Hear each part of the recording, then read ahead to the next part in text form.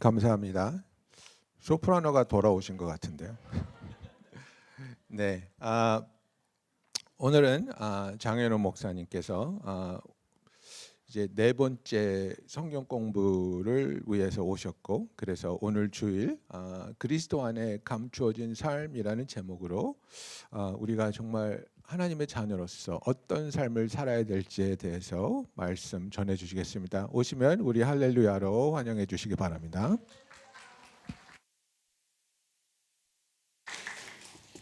신약의 시체가 아니라 해체인데요. 신약성경 도마서 그런 게 어딨지? 빌립보서 그리고 유다 복음서를 포함시켜야 할까요?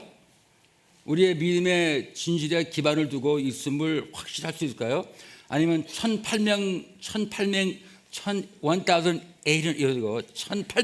전에 어떤 정치적 승리에 불과할까요? 한 번쯤은 들어야 될 렉처입니다.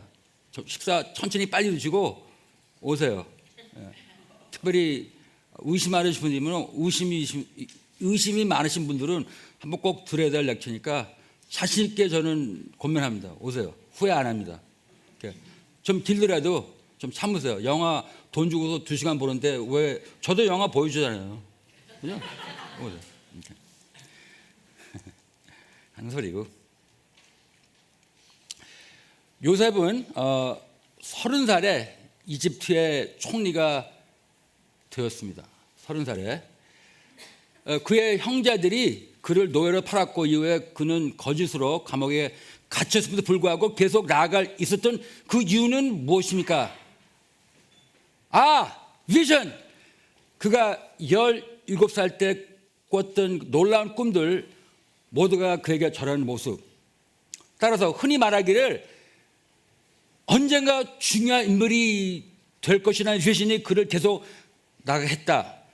이런 말을 많이 하죠. 특별히 그 리더십 컨퍼런스에서. 정말요? 그럴까요, 정말? 이 설교 끝부분에 다시 돌아오겠습니다. 설교는 골로새서 3장 3절과 4절로 시작되는데, 바울은 로마에서 처음으로 2년 동안의 가택 연금 상태, 하우스 어레스트 감옥에 갇혔을 때 골로새 교회에 그 서신을 썼습니다.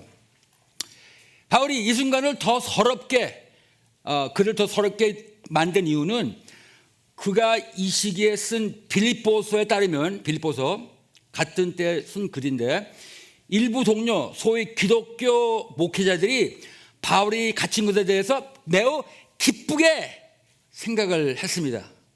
그래요? 바울이 감옥에 숨겨진 상태에 이 동료들은 그들이 복음을 전할 때 바울보다 더 저명해질까로 생각한 거예요. I'm gonna be a star. 바울은 그것을 이기적인 야망이라고 이렇게 글을 씁니다.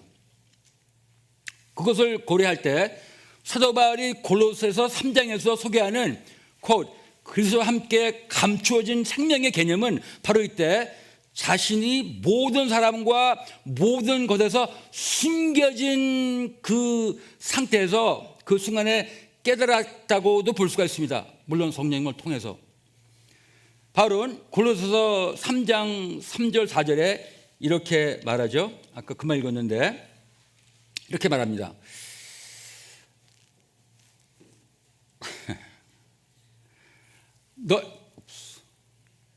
너희가 죽었고 너희 생명이 그리스도와 함께 하나님 안에 감추었음이라. 즉 그리스도와 함께 감춰진 삶, Life hidden with Christ. 제가 3절을 먼저 커버하고 맨 나중에 4절을 커버하겠습니다. 그러면은 그것은 어떤 모습일까요? 우리의 생명이 그리스도와 함께 숨겨진, 감춰진 그 생명이 그거 어떻게 사는 거예요? 그렇게 산다면 그게 어떤 모양일까요? 항상 오면은 기쁜 게 너무 잘 먹어서 좋아요.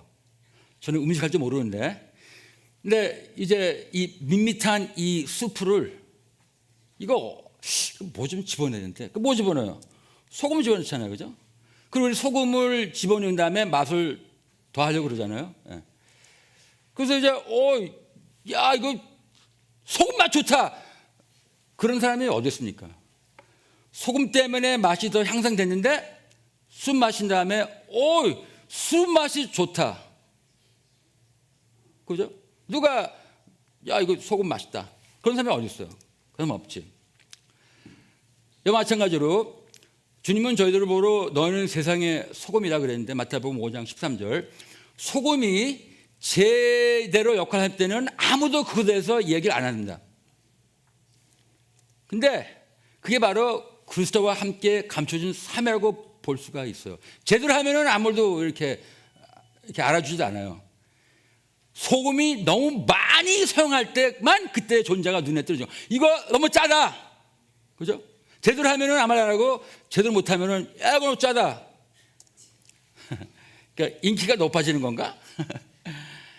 멀리서 보면은 이 세 가지의 파우더들이 비슷하게 보이는데 그러나 가까이 보면 그들은 같지 않습니다. 예를 들면 코케인과 설탕은 스스로를 주목하게 합니다. 그것들을 더 많이 섭취할수록 더 많이 원하게 되죠. 반대로 소금은 자신을 가리키지 않고 다른 것을 가리킵니다.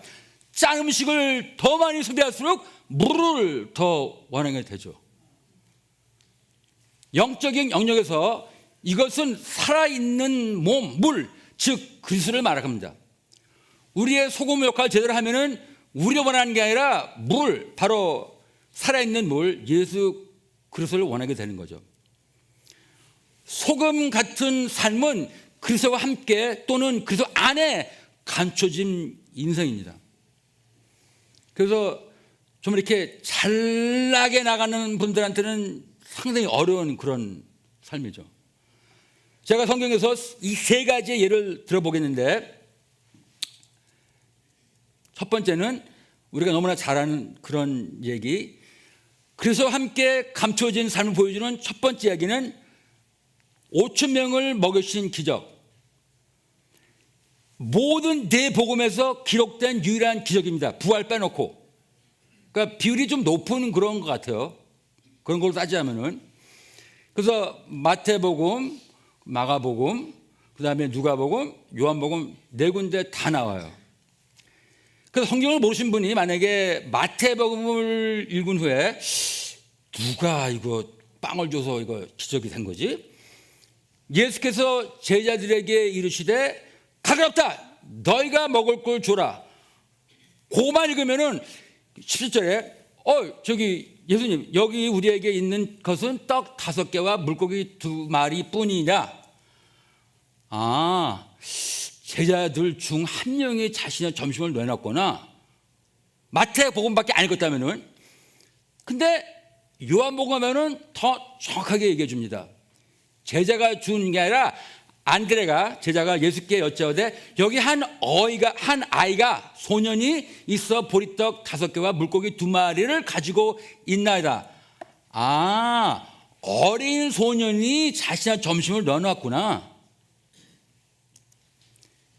이름조차 알 수 없는 숨은 영웅은 한 소년입니다. 이름 몰라요. 근데 그 녀석이 점심 안 넣었으면은 그날 기억이 없다고 볼 수가 있죠. 영웅? 그죠? 근데 이름도 몰라요. 두 번째 이야기. 요한복음 1장 11절. 자기 땅에 자기 백성이 영접하지 아니었으나 간단히 말하자면 이스라엘은 예수님을 거부했습니다. 이에 대해 예수님께서는 이스라엘이 일반적으로 제너럴리 하나님을 거부했다는 것을 보여주기 위해 그에게 두 가지 이야기를 누가복음 4장에 하십니다. 그 결과 유대인이 아니라 이방인들이 하나님의 축복을 받게 되는 거죠.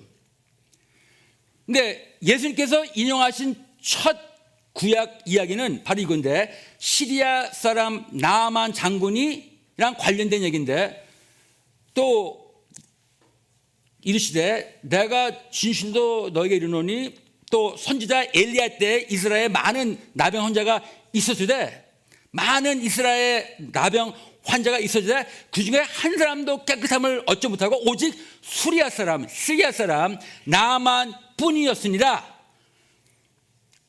계속 읽어보시면 아시겠지만 유대인들이 되게 기분 나쁘게 생각하고 그날 예수를 죽이려고 했습니다. 이 정도로 이방인을 싫어했으니까. 그건 나중에 다음에 설교 마치고 나아만, 엘리사와 나아만의 이야기를 우리는 거기서 무엇을 우리가 배울 수 있죠? 이거는 너무나 흔한 얘기이기 때문에 다 아는 사실이죠. 이거 모르면은 성경 좀 읽으세요. 엘리사와 나아만의 이야기에서 우리는 무엇을 배울 수 있을까요? 왕하 1 킹 5장 1절에 이렇게 나옵니다. 아람 왕의 군대 장관 나아만은 그의 주인 앞에서 크고 존귀한 잔이 이는 여호와께서 전에 그에게 아람을 구원하게 하셨으므라. 그런데 큰 용사나 나병 환자더라. 다 아시다시피 나병은 피부, 신경 그리고 눈에 영향을 미쳐서 만성 세균 감염 치료하지면은 뭐 굉장히 뒤쓰게 되는 변형을 초래할 수는 아주 좋지 않은 그런 박테리아 릴레이드 그런 병이겠죠. 이 병이 걸렸어요, 이 사람이. 그래서 왕하 5장 10절에 제가 구절을 뗐는데 엘리사가 사자를 그에게 보내 이르되 야 나만아 너는 요단강에 몸을 7번 씻으라 내 살이 회복되어 깨끗하게 하여지리라. 나만이 시리아에서 어떻게 이스라엘의 선지자 엘리사를 처음으로 알게 되었을까요? 이스라엘 여기 있고 아람은 여기 있고 이메일도 없고 메일도 없는데 이 사람이 엘리사가 그런 실력이 있다는 걸 어떻게 알고서 찾아 내려왔습니까? 생각해 보셨어요? 상객을 안 했다는 게 바로 제가 오늘 주장하는 게 뭐냐면은 우리가 사는 그 모양이 주님과 숨겨진 삶이 아니라고 볼 수가 있죠. 알게 된 동기는 5장 2절이었습니다. 기원전 9세기 이스라엘인데 전에 아람 사람이 떼를 쥐어 나가서 이스라엘 땅에서 어린 소녀 하나를 사로잡으며 나만의 아내에게 수종 들더니 더 많은 맥락이 필요하시다면 그녀에게 일어난 공포는 옥토버 7th였습니다. 쳐들어간 거예요. 하마스가 이스라엘 들어간 것처럼 쳐들어가고 아마 모르긴 몰라도 이 소년이 붙잡혀 갔을 때 그의 부모가 죽은 것을 볼 수 있습니다. 그래서 잡혀간 거예요. 끔찍한 사건인데 옥토버 7th만 일어난 게 아니라 역사적으로 그런 일이 종종 일어났는데 이 소년한테 그 일이 닥친 거예요. 이 얘기를 주님께서 약 700년 후에 이제 인용하신 것이죠. 누가복음 4장에서. 그래요. 그래서 이제 쉽게 말하자면 그 여자아이는 억압받은 자, 그리고 나만 그 가족은 억압하는 자.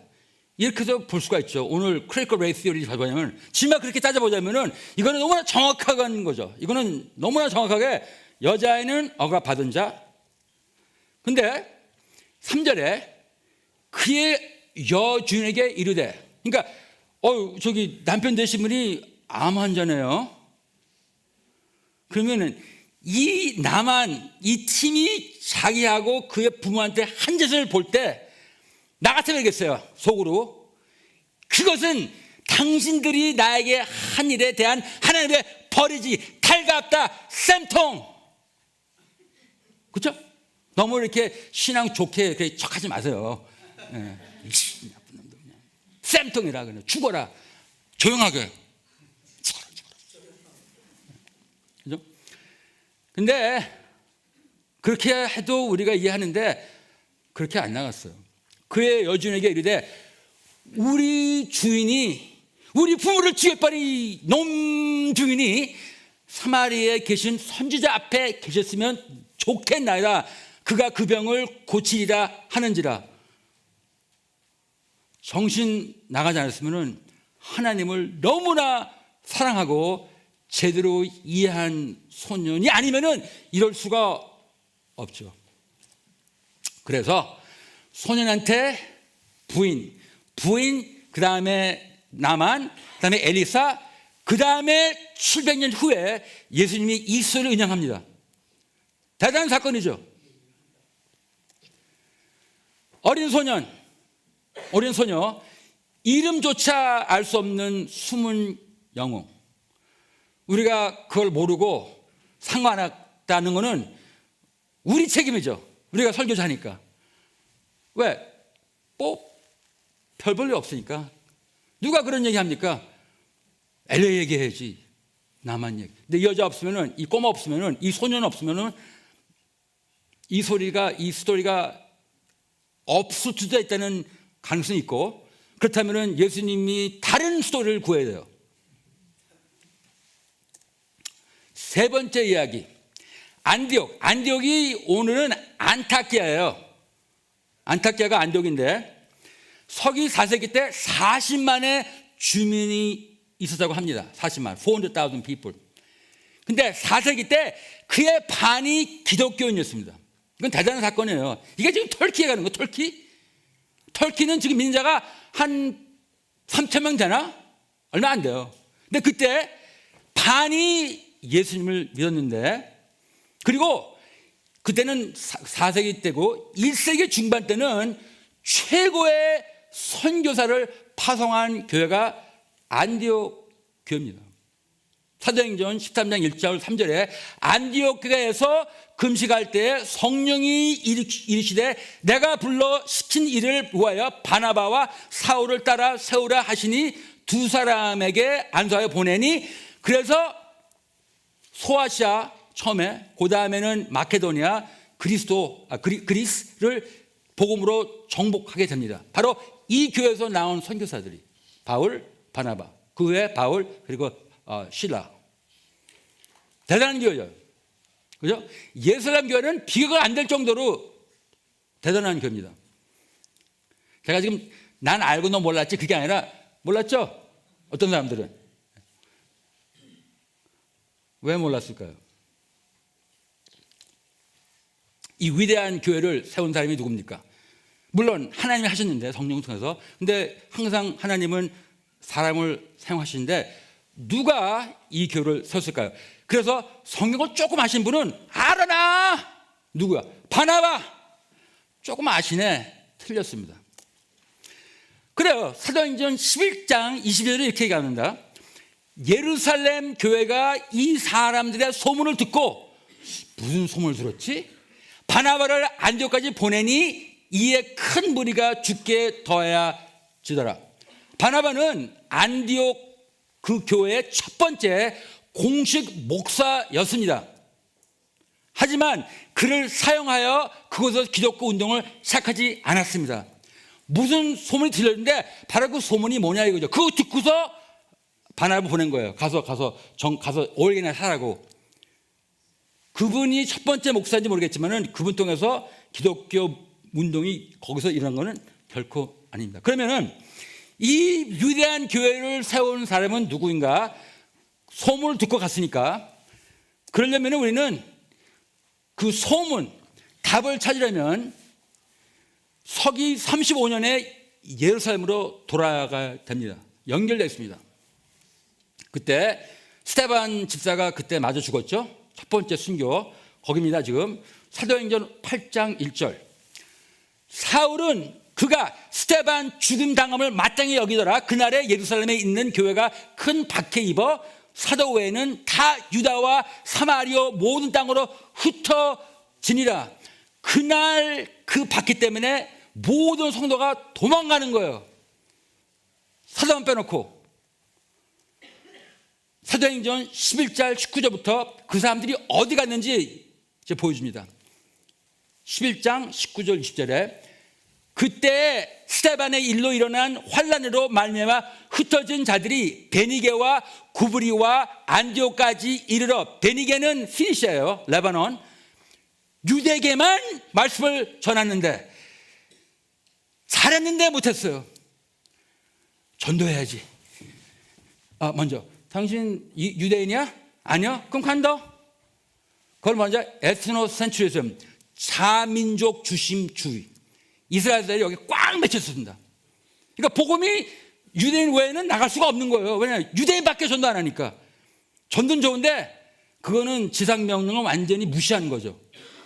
다행히 20절에 그 중에 구브로와 구네몇, 구브로는 사이프러스, 그 털키 밑에 있는 아일랜드, 구네네는 사이론이라고 그때 한 10만 명의 유대인이 살고 있던 리비아입니다. 오늘날로 말하면 디아스포라로 간 사람들인데 그 중에 구브리와 구네네 몇 사람이 안디옥에 이르러 헬라인에게도 말하여 주 예수를 전파. 그래서 기독교 운동이 그때부터 일어나는 거예요. 이 사람들이 전도해갖고 피난민들이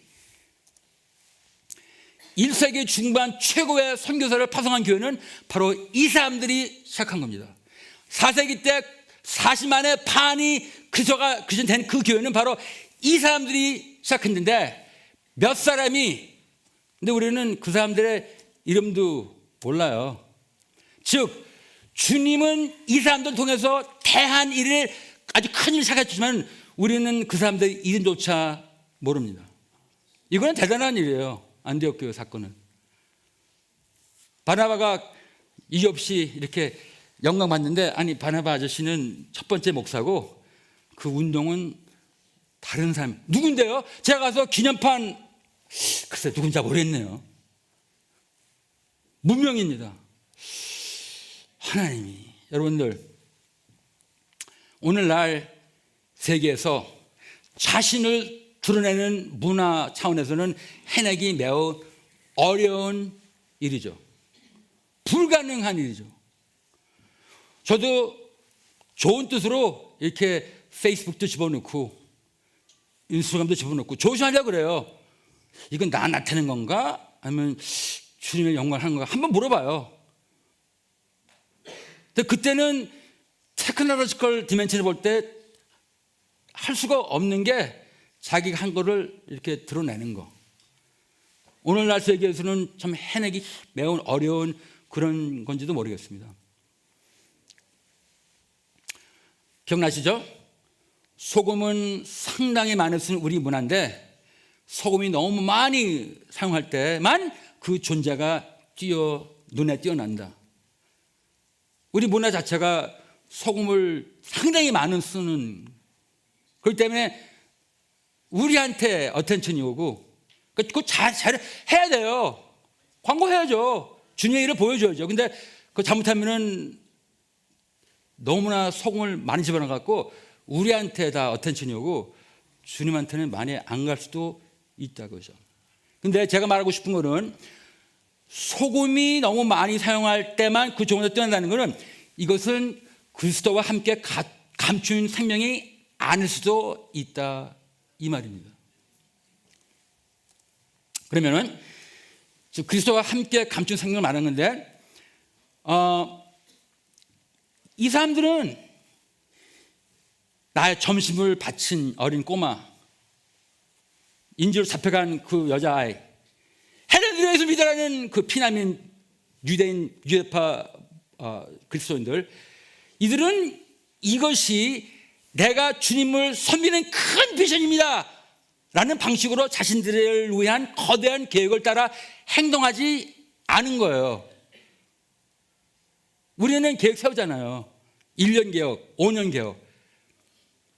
근데 이 사람들은 그런 계획 때문에 이게 내 비전이니까 이렇게 하면 되겠다, 그럼 더 커지겠지, 그런 거 아닌 것 같아요. 그들은, 제 의견에는 그들은 자신들이 한 일이 하나님께서 계획하신 더 큰 그림의 일부가 될 것이라는 것을 전혀 알지 못했습니다. 그런 마음으로 한 게 전혀 아니에요. 예를 들어서 이게 주님이 내 복음서에 내가 이렇게 한 것을 얘기하시겠지, 그럼 드려야지. 알 수가 없는 그런 상황에서 준 건데, 그리고 선지자 엘리사를 이렇게 알려준 그 여자아이가 한 700년 후에 예수 그리스도가 내게 하겠지, 그럼 해야지. 천만의 말씀. 그리고 헬라여 예수 믿어라. 그분들이 그 교회가 이렇게 커져갖고 그렇게 영향을 주님을 위해서 크게 큰 영향을 미칠 교회인 줄 알고 했다면은 그러면 알고 한 건데 전혀 모르고 했습니다. 거기에는 뭐 이렇게 뭐 따질 게 없는 것 같아요. 너무나 뻔한 사실이니까. 그럼 왜 했냐? 글쎄요. 근데 그분들의 그 작은 순종이 어떻게 사용될까는 거는 아무도 모르고 딱 한 분만 알았습니다. 바로 오직 하나님만이 각 순종의 조각이 어떻게 그분의 더 큰 구속 계획에 맞게 들어맞을지를 오직 그만 알고 계시죠. 자, 먼저 16절 4절 여호와께서 온갖 것을 그 쓰임에 적성하게 주셨나니 오직 그분 하시는 거예요. 우리는 몰라요. 그럼 그들은 왜 자신들이 한 일을 했을까요? 그것도 모르고 유명해질 것도 모르고 왜 그렇게 했을까요? 제가 지금 말씀드린 거는 너무나 뻔한 사실이고 너무나 이렇게 대단하지 않게 들리는 건데 너무나 대단한 사실이 뭐냐면은 이렇게 생각 안 하기 때문에. 왜 했냐? 그것은 단순히 작은 일들에 속해서 하나님께 순종하는 것이었습니다. 그냥 작은 일이에요. 딴 생각 안 하고 이것은 마치 어린 소년이 로마서 12장 13절 읽은 후 성도들의 쓸 것을 공급하며 손 대접하기를 힘쓰라. 그 다음에 그냥 그렇게 순종한 거예요. 딴 거 없어요. 그냥 성도들의 쓸 것을 공급하라. 여기 런치 있는데 이거요. 그냥 작은 순종이에요. 그게 어떻게 돼갖고 주님께서 크게 사용하겠지. 그런 게 염두에 둘 수가 없죠. 이것은 마치 시리아의 인질로 잡혀간 소녀가 살전 대사전서 5장 15절 읽은 후 그냥 그렇게 순종한 거예요. 삼가 누가 누구에게 듣든지 악으로 악을 갚지 말게 하고 근데 악으로 하지 말라? 그럼 악 대신 친절로 대하겠다. 왜? 물론 이때는 예수님이 아직 안 오셨지만은 예수님이 왔다면은 왜?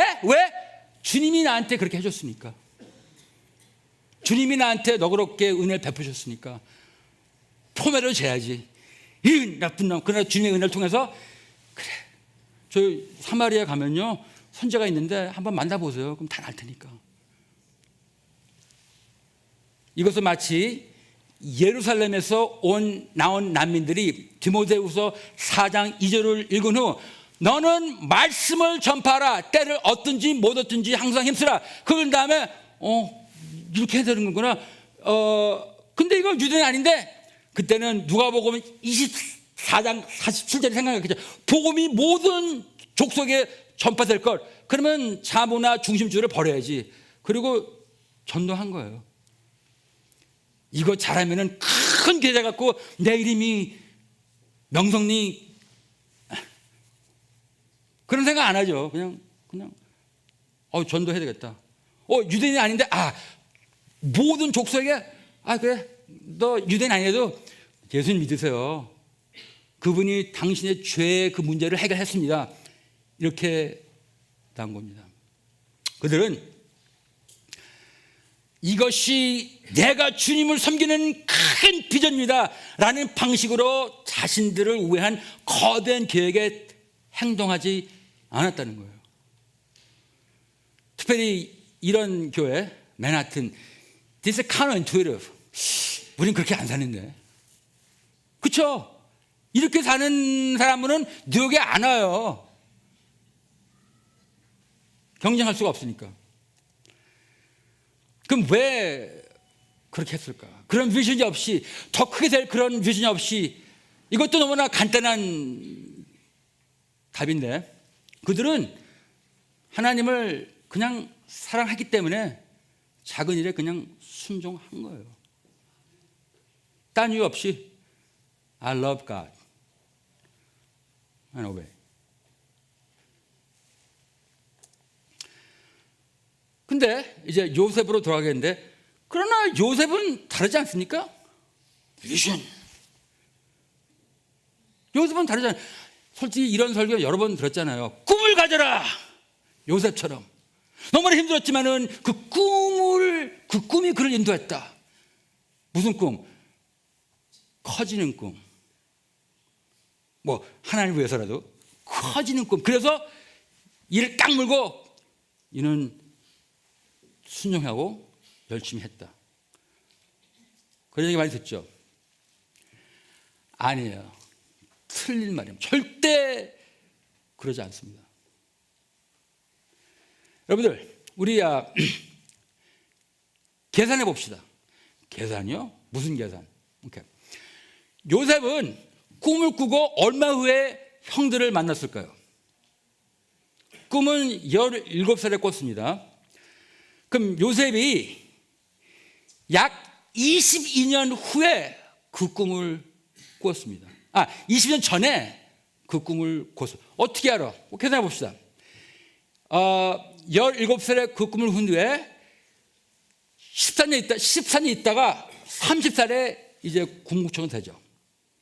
13년 지나갔습니다. 그 다음에 바오라가 꾼 두 꿈이 있는데, 하나는 좋은 꿈, 하나는 나쁜 꿈. 좋은 꿈은 7년의 풍성이었습니다. 그럼 20년.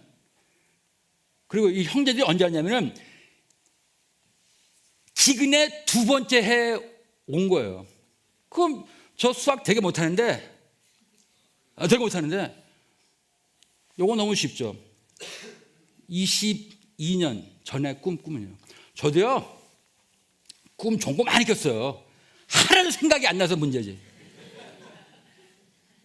22년 전에 아마 좋은 거 꿨을걸요. 난 어저께 꿨는데도 모르겠는데. 천만의 말씀. 그리고 추측이 아니라 성서적으로 이렇게 나옵니다. 그렇기 때문에 그는 더 이상 그것을 기억하지 않았는데, 이걸 어떻게 하냐면은 창세기 42장 8절 9절, 요셉이 형들을 처음 만나는 그런 순간인데 이렇게 씁니다. 요셉은 형들을 알아보았으나 형들은 요셉을 알아보지 못했는데, 바로 그 순간, 그때 요셉은 형들을 두고 꾼 꿈을 기억하고 그때 기억난 거예요. 이거 좀 비슷한. 그 꿈이 맞아 들어갔구나. 그때 기억난 거예요. The dream did not motivate him. Vision did not motivate him. 그럼 요셉이 매우 힘든 시련 속에서도 성실함과 신앙을 유지하며 하나님께 순종할 수 있었던 그런 이유는 무엇일까요? 이미 말씀드렸는데 이번에는 성경을 통해서 다시 한번 말씀드리겠습니다. 우리가 왜 하나님의 계명을 지키냐, 왜 하나님을 이렇게 순종하냐, 비전, 요거 하면은 요거 하면 요거, 나중에 크게 되겠다. 그게 아니라 요한복음 14장 15절, 너희가 나를 사랑하면 내 계명을 지킬 것이라. 영어 we overthink. we overthink. 굉장히 심플한 거예요. overthink하는 이유는 야망. 저도 잘 알아요, 그런 거. 이제 나이가 먹어갖고 이제 그렇게 생각 많이 안 하지만은 젊었을 때 나도 그런 생각 많이 했죠. 창피하게 말하기는 않겠지만은. 두 번째는 고린도전서 4장 2절. 그리고 맡은 자들에게는 충성이니라. 구할 것은 충성이니라. 나한테 일을 맡겼으니까 이거 이렇게 하면은 이렇게 돼갖고 구목 정리. 그게 아니라 충성해야 되겠구나. 왜? 하나님이 그렇게 하라고 했으니까. 이걸 영화로 그리면은 너무나 재미없는 영화죠. 그거 누가 봐요, 그런 거? 이렇게 이거 하면 내가 그냥 왜? 충성? 되게 재미없는 영화. 근데 그게 우리의 삶의 영화입니다. 비전? 요셉의 숨겨진 삶은 자신에 대한 위대한 야망을 드러내는 삶이 아니라 하나님을 사랑하며 작은 일에 충실한 삶이었습니다. 이것은 바로 그렇게 이것은 바로 세상의 소금과 같은 역할입니다. 자, 연결시키는 거죠. 소금이 제대로 역할을 할 때는 아무도 그것에 대해 이야기 안 하는데, 이게 바로 어떤 삶이냐면은 이걸 나중에 보여줬는데 벌써 보여줬네요. 그래서 성경에 이런 말을 써요. 델로서 전서, 이거 새 번역인데, 그리고 우리가 여러분에게 명한 대로 조용하게 살기를. 조용한 삶이에요. Quiet life. 아니, 목소리가 크고 자꾸 따지는 게 아니라 그럼 나는 전혀 살 수가 없죠. 내 목소리가 크니까. 그게 아니라 목소리가 크더라도 숨기며 사는 삶, 주 안에서. 그러니까 quiet life.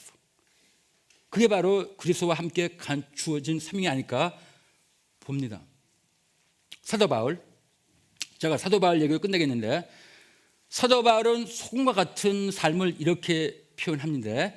이게 바로 그건데, 바로 주 안에서 숨겨진 삶은 어떻게 끝날까요? 주 안에 숨겨진 우리의 조용한 삶은 믿지 않는 세상에 예수님을 드러내고 그들의 마음을 자극해 할 수가 있습니다. 마태복음 5장 16절, 이같이 너희 빛이 사람 앞에 비치게 하여.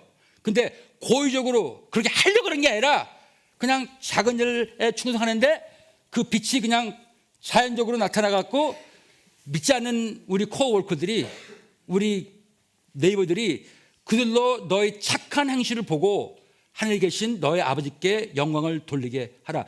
그래서 이 소금을 제대로 사용하면은 예수님 쪽으로 이렇게 가는 겁니다.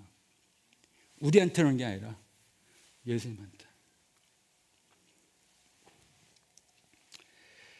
주 안에서 숨겨진 삶은 어떻게 끝날까요?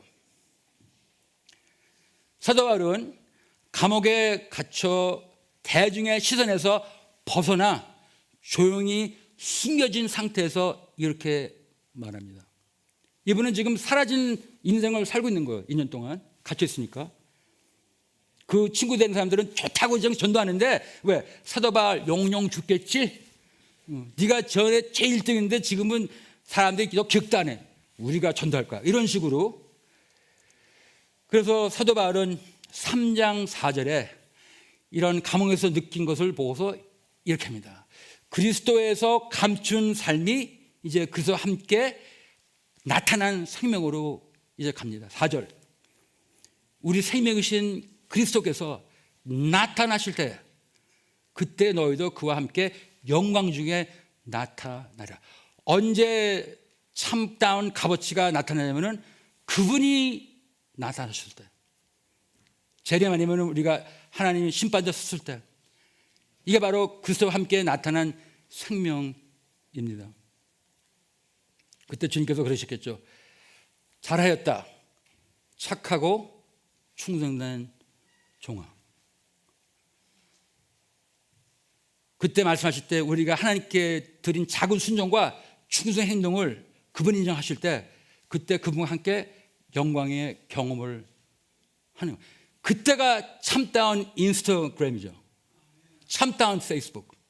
when 그가 일로 와, 잘했다. 우리의 삶이 우리의 삶이 그리스도의 재림과 심판 때에 드러날 때 그는 우리를 보상하십니다. 그것은 여호와께서 우리에게 주시는 영광의 일부가 되시겠죠. 그리고 이 영광을 통해서 우리가 그것을 궁극적으로 우리가 행하는 모든 일을 하는 이유가 바로 이겁니다. 이 날을 위해서. 그리고 이것이 궁극적으로 행하는 우리의 모든 하는 이유인데, 근데 여러분들, 이 영광 우리 단어 갖고, 우리 언어 갖고는 설명을 제대로 할 수 없는 그런 거죠. 바로 우리의 미약한 비전이나 계획은 아무리 경건하게 들린다 하더라도 그것들이 어떻게 성취될지를 몰두하지 않고 매일 하나님께 순종과 충성을 다하는 것이 우리의 living 수라집니다. 월십 나오시면 되겠습니다. 다 끝났으니까. 그래서 하나님께서 우리의 작은 순종을 통해 그의 비전을 이루신 것을 우리가 허락해야 됩니다. 지난번 렘넌트 교회 방문했을 때 저는 책만 보고 뭐 이렇게 쓰기 때문에 진짜 삶에 있는 분들하고 만난 그런 기회가 거의 없어요. 근데 그때 식사하는데 제 여기에 볼 때는 힘겨운 시간을 보내시는 젊은 가족들을 제가 만나게 됐는데 그분들의 얘기를 제가 듣게 됐습니다. 그래서 좀 내 마음대로 좀 안 됐다. 와, 불안하시는구나. 경제 때문에. 그래서 제 나도 이름도 모르지만 좀 기도했어요. 그분에 대해서. 그래서 이번에 왔을 때 이런 힘겨운 시간을 보내고 있는 젊은 가족들을 만났는데 어떻게 하면 그들에게 진정한 위로를 건넬 수 있을까 하는 그런 생각을 갖게 됩니다. 오늘날 우리는 경제적으로 굉장히 어려운 그런 시기를 맞췄는데 많은 분들이 결국 제 마음에 떠오른 답은 이것이에요. 당신이 통치할 수 없는 일에 대해 지나치게 염려하지 마세요. 염려해봤자 우리가 컨트롤이 없으니까. 대신 주 예수께서 순종하며 지금 할 수 있는 작은 일들에 그냥 충성하세요. 그건 우리가 컨트롤할 수 있으니까. 그냥 그렇게 사세요. 그렇다고 뭐 그러면 좋은 일이 일어납니다. 더 커집니다. 그럴 수 있죠. 그럼 좋죠. 그런 게러티가 없더라도 왜? 우리가 그분한테 은혜 빚진 자니까. 딴 이유 있습니까? 그분이 우리한테 복음으로 우리를 죽음의 그 길에서 건지지 않았으면 소망 없이 아무리 돈이 많더라도 소망 없이 그냥 날만 먹고 죽는 것만을 기다리는 우리 인생인데 거기서 건져주신 우리 하나님 그 개런티 사랑하기 때문에 그래서 그를 순종하며 아무리 작은 거라도 그리고 그렇게 사는 것이 진정한 그리스도와 숨겨진 삶이 아닐까 그런 생각을 하게 되고 저한테 설교하는 거예요. 저한테 좀 그렇게 하라고. 왜냐하면 지난번에 설교를 기억하시면 있다면 왜 이 설교가 2편인지 아마 아셨을 거예요. 내가 바쁘게 돌아가는 게 내가 좀 잘나려고 내가 좀 더 남한테 좀 그런 문제 때문에 좀 고생했는데 얼마 전에 그래서 그 다음에 요 말씀이 저한테 들어온 거예요. 좀 숨긴 상태에서 좀 살라고. 그럼 언제 네가 영광 얻을 거야? 주님 나타나실 때. 지금은 나타날 때가 아닙니다. 지금 감추실 때지. 그래요. I wish I had known this when I was younger. 제가 좀 어렸을 때 좀 알았으면 좋았는데 그래도 뭐 늦어서 뭐 전혀 깨닫지 못한 건 더 낫겠죠. 뭐. 그죠? 기도합시다.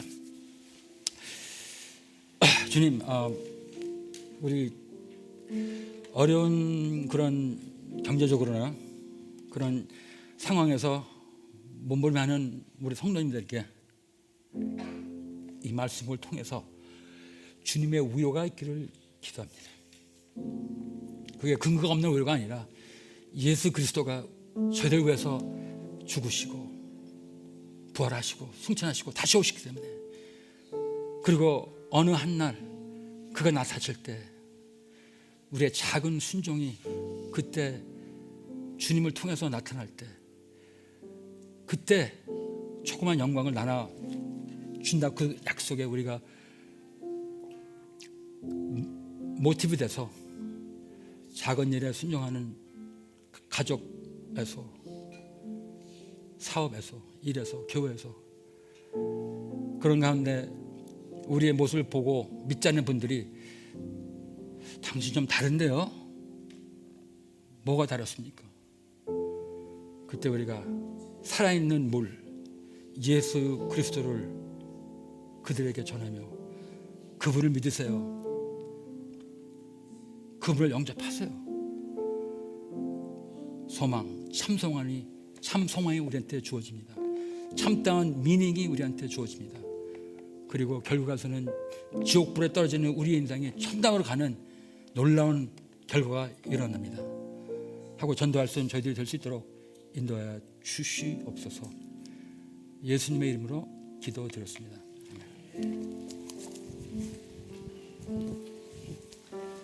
함께 자리에서 일어나셔서 함께 찬양하시겠습니다.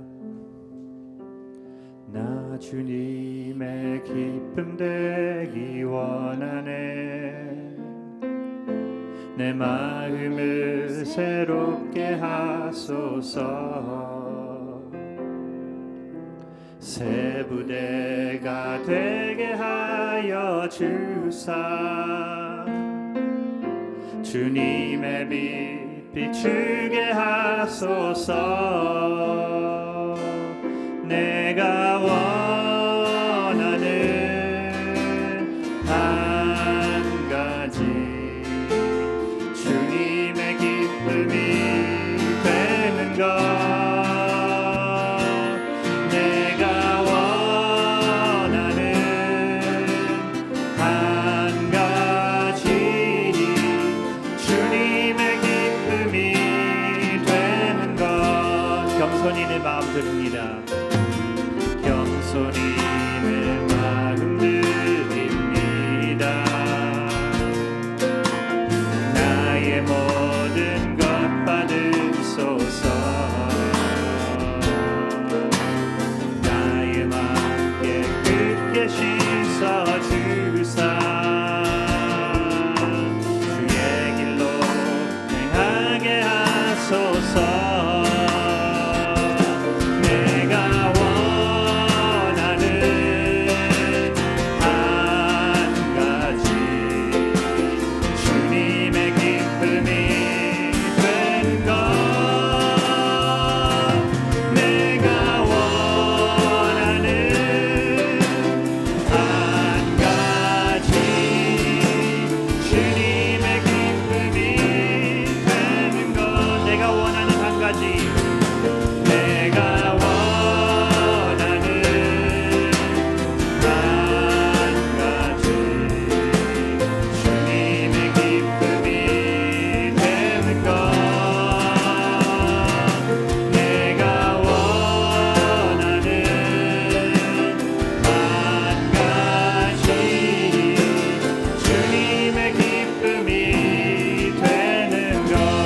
그리스도 안에서 새롭게 하시고, 그리스도 안에서 새롭게 하시고, 그리스도로 인하여 자유케 되었네.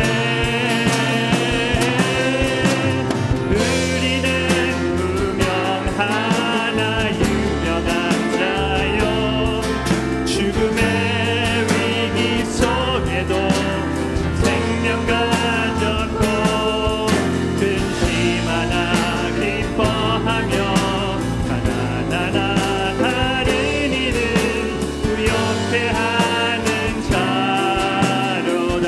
그리스도 안에서 새롭게 하시고, 그리스도 안에서 새롭게 하시고, 그리스도로 인하여 자유케 되었네.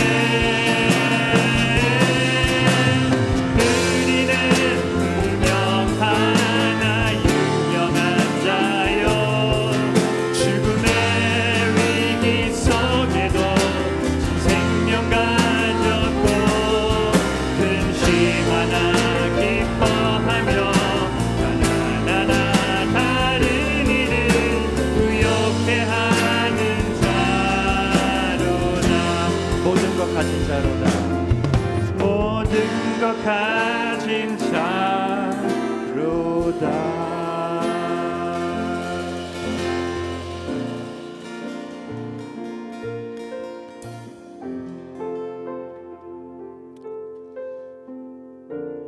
우리를 사랑하시어 그 하늘 보좌의 영광을 내려놓으시고 우리를 찾아오신 주님, 섬김을 받으러 오신 주님이 아니라 우리를 섬기려 하여 주님의 목숨을 우리를 구속하기 위해 내어주신 주님, 주님의 사랑을 받은 우리들이, 그 은혜를 깨달은 우리들이 아버지 주님 안에 숨겨진 삶을 살게 하여 주시옵소서. 작은 순종으로 하나님의 뜻에 쓰임 받으며 작은 순종으로 빛과 소금의 역할을 하며 이 작은 순종으로 하나님의 영광에 초청되는 은혜를 누리는 우리들이 되게 하여 주시옵소서. 우리의 이 조용한 삶을 통해 영광 받으시는 오늘도 이 예배를 통해 영광 받으시며 주를 예배하기 원하는 한 성도 한 성도 하나님의 함께하여 주심과 사랑과 은혜로 만나 주시고 또 채워 주시옵소서. 오늘 드린 이 예배를, 이 예물을 주님이 받으시며 또 축복하여 주시옵소서. 이제는 우리 주 예수 그리스도의 은혜와 하나님 아버지의 사랑과 성령의 감화 감동 역사하심이 작은 충성으로 조용한 삶을 하나님께 드리기 원하는 모든 성도들 위해 지금부터 영원토록 함께 하실지어다. 아멘.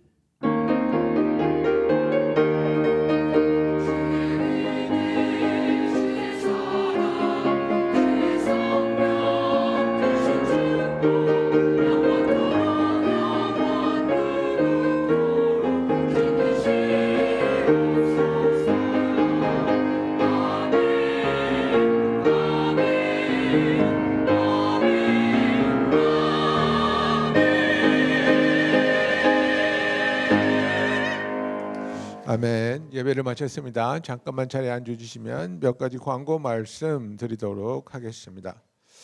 6월 29일부터 7월 3일입니다. 이번에는 보통 우리가 해왔던 여름 성경학교보다 하루가 더해졌습니다. 그래서 월요일부터 목요일까지 있는 여름 성경학교에 여러분들의 자녀의 신앙을 위해서 꼭 등록해 주시기 바랍니다. bit.ly에 들어가시면 RCVBS 2025로 등록하실 수 있습니다.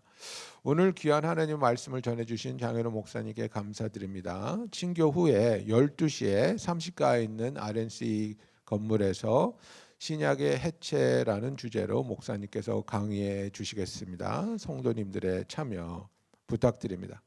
여러분, 이제 8월 둘째 주일 우리가 30주년 기념 예배와 행사가 준비되어 있습니다. 그래서 이 원활한 준비를 위해서 여러분들의 등록이 꼭 필요합니다. 그래서 bit.ly로 가셔서 꼭 등록해 주시기를 부탁드립니다. 7월 24일부터 26일까지 뉴저지에서 우리 AMI Men's Conference가 있겠습니다. AMI 동부에 다니는 모든 남자들이 모여서 우리가 같이 말씀을 듣고 기도하며 하나님의 뜨거운 은혜를 구하는 그런 시간입니다. 거기 bit.ly가 나와 있으니까 우리 남성분들 우리 다 같이 참여했으면 좋겠습니다. 이 기회에 와이프 없이 우리가 뜨겁게 은혜를 추구할 수 있습니다. 그리고 마지막으로 광고 하나 드리겠는데요. 요새 다른 교회도 그렇고 제가 들어보니까 우리 교회도 영어권에서 한 두 분이 이런 이메일을 받았는데 제 이름으로, 담임 목사 이름으로 도움을 요청하는 이메일이 옵니다. 그리고 뭐 기프트 카드를 사달라, 뭐 돈을 보내달라.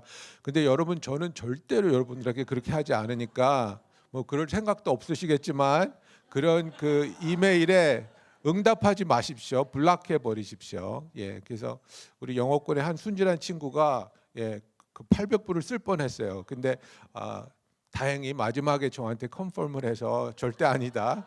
그러니까 그런 거는 절대로 응답하시지 마시기 바랍니다. 그럼 우리 2층에 가서 친교 나누시겠습니다.